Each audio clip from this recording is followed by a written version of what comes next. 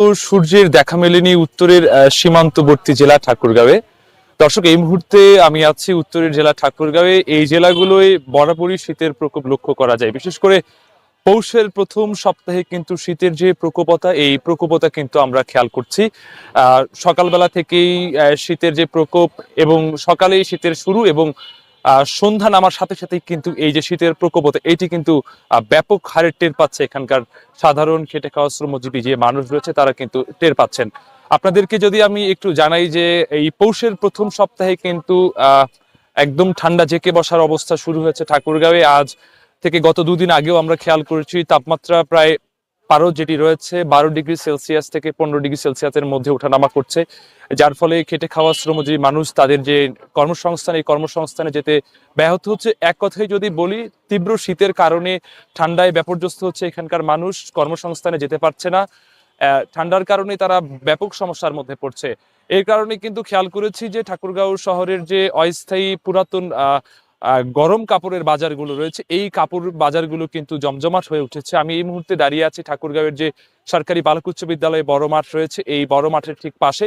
এখানেও কিন্তু এই গরম কাপড়ের যে বাজার, এই বাজার কিন্তু জমজমাট হয়ে উঠেছে। তাছাড়া কিন্তু সরকারি ঠাকুরগাঁও সদরের যে রোড এলাকা রয়েছে, এই রোড এলাকায় কিন্তু এই পুরাতন এই বাজারের যে কাপড়, এই কাপড়গুলো কিন্তু জমজমাট হয়ে উঠেছে, মেলা বসেছে।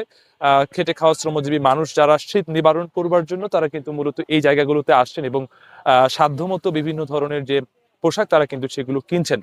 অন্যদিকে এই শীতের কারণে কিন্তু হাসপাতালগুলোতে শিশু এবং বৃদ্ধ যে রোগী, এই রোগীর সংখ্যা কিন্তু ক্রমশই বাড়ছে।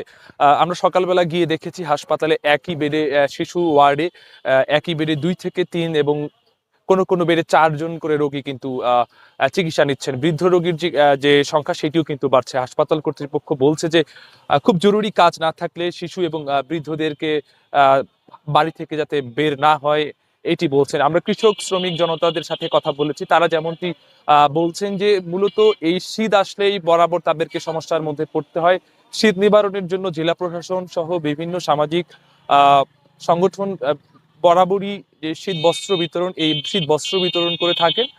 তবে সেই শীত বস্ত্র বিতরণ হিসেবে দেখা যায় যে কম্বল বিতরণ করেন, যেটি আসলে ঠাকুরগাঁওয়ের সাধারণ মানুষ বলছে যে কম্বল দিয়ে আসলে শীত নিবারণ করা খুবই কঠিন, যার ফলে তারা আরো বিপাকে পড়ে। তারা বলছেন যে সরকার থেকে কিংবা জেলা প্রশাসন থেকে তাদের জন্য যদি ভারী কাপড়ের ব্যবস্থা করা হয়, লেপ থেকে শুরু করে যেই বস্ত্রগুলো দিয়ে মূলত শীত নিবারণ হবে, এই বিষয়গুলোর উপরে তারা কথা বলছেন। আমরা এখানকার যারা সাধারণ মানুষ রয়েছে তাদের সাথে কথা বলেছি। বিশেষ করে এখন আমি যে জায়গাটিতে রয়েছি, এখানকার ক্রেতা বিক্রেতাদের সাথে আমি কথা বলেছি। শীত বাড়ার সাথে সাথে তারা এখানে এসেছেন, এসে তাদের পছন্দ মতো কাপড় সংগ্রহ করছেন, কাপড় কিনে নিয়ে যাচ্ছেন। তাদেরকে বলেছিলাম যে আপনারা এখানে কেন কাপড় কিনছেন, তারা বলছিলেন যে শোরুমে গিয়ে আসলে তাদের পক্ষে যেমন কাপড় কেনাটা কঠিন, তারা মূলত এই জায়গাটিতে নিজের সাধ্য মতো কাপড় কিনছেন। তবে ক্রেতারা বলছেন যে একটু দাম বেশি, অন্যদিকে বিক্রেতারা বলছেন যে তাদের কিনতে হচ্ছে বেশি দামে, যার ফলে তারা বিক্রিও করছেন বেশি দামে। সব মিলিয়ে যদি বলি, গত 3 দিন থেকে ঠাকুরগাঁয়ে যে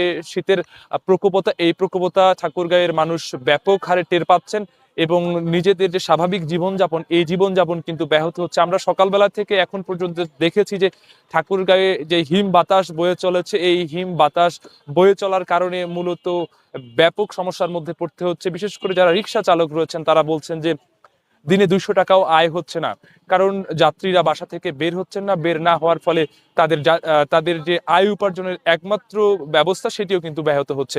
অপরদিকে যদি আপনাদেরকে আমি জানাই, সব মিলিয়ে এই সূর্যের দেখা না পাওয়ার কারণে সব ধরনের মানুষেরই অসুবিধা হচ্ছে, এবং সব মিলিয়ে তারা বলছেন যে এই অবস্থা চলতে থাকলে তাদেরকে আরো সমস্যার মধ্যে পড়তে হবে। অন্যান্য জেলায় শীত একটি উৎসব হলেও ঠাকুরগাঁওয়ের মানুষের জন্য শীত মূলত এক ধরনের দুর্যোগের আকার ধারণ করে। তো এই ছিল আমার কাছে ঠাকুরগাঁয়ে শীতের সর্বশেষ পরিস্থিতি। শীত নিয়ে জানা